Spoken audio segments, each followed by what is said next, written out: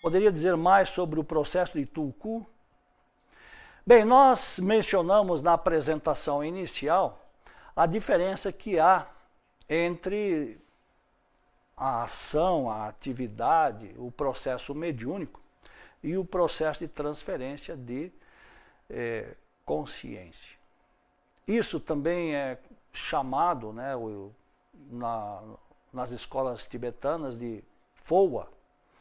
Então, esta consciência, esse espírito, este princípio, um mestre, um adepto, um Mahatma, ele pode, independente do lugar em que esteja, ele pode como que lançar ou projetar ou fazer uma conexão próxima, se não uma conexão real, pelo menos próxima, como pode-se perceber através de sons musicais ou simplesmente através de sons, que se você coloca um objeto que emite uma certa ressonância próxima a um outro objeto que está em completa inércia, ao cabo de alguns segundos os dois objetos começam a vibrar e a ressoar na mesma consonância. Então, nesse processo Tulku, o mestre ele também consegue projetar a sua consciência a uma pessoa que seja sensível, que esteja aberta, que esteja de consciência realmente receptiva, e eu não falo de mente receptiva,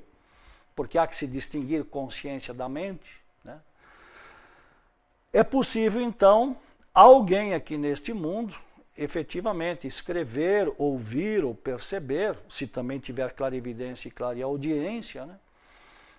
Aquilo que o mestre quer passar. E mais além disso, ele passa ou pode passar a agir exatamente como quer ou como age de fato e efetivamente o mestre aonde ele estiver. Então, distinga-se claramente o que é uma incorporação, o que é uma possessão e o que é, digamos, um objeto que ressoa, que vibra, que se aproxima de um outro.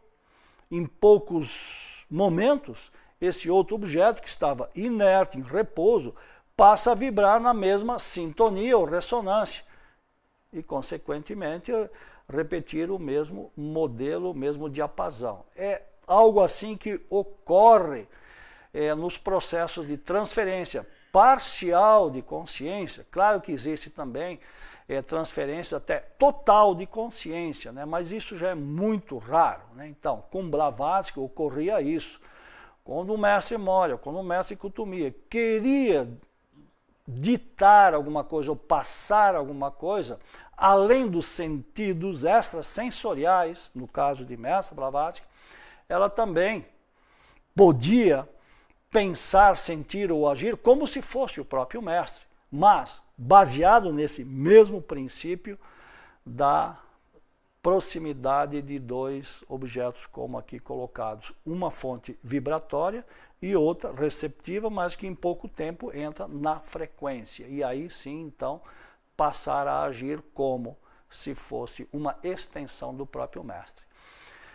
E isso é muito mais comum do que se pensa. Milarepa, por exemplo, o santo tibetano, ele podia se manifestar e se expressar ao mesmo tempo em 25 lugares distintos e realizar 25 tarefas distintas ao mesmo tempo. Ou seja, eu estou falando de Milarepa, ou seja, a consciência, o ser que expandia sua consciência próxima a 25 discípulos. E nada disso é incorporação. Oxalá a gente tenha podido passar essa diferença entre mediunidade e o princípio do Tulku, que é o da transferência de consciência. Porque se isso não for entendido adequadamente, sempre irão entender como sendo mediunidade, mas isso é luz e trevas. Mediunidade é trevas, consciência é luz. Se quiserem entender ou aceitar, muito bem. Se não, com o tempo, talvez entenderão melhor isso que estamos procurando transmitir aqui neste momento.